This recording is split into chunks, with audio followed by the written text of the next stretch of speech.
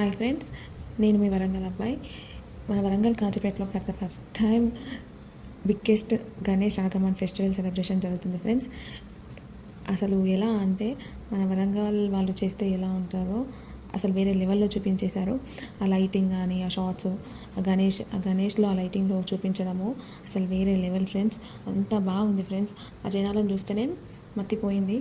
అంతమంది జనాలు ఫ్రెండ్స్, అంతమంది జనాలు వచ్చారు.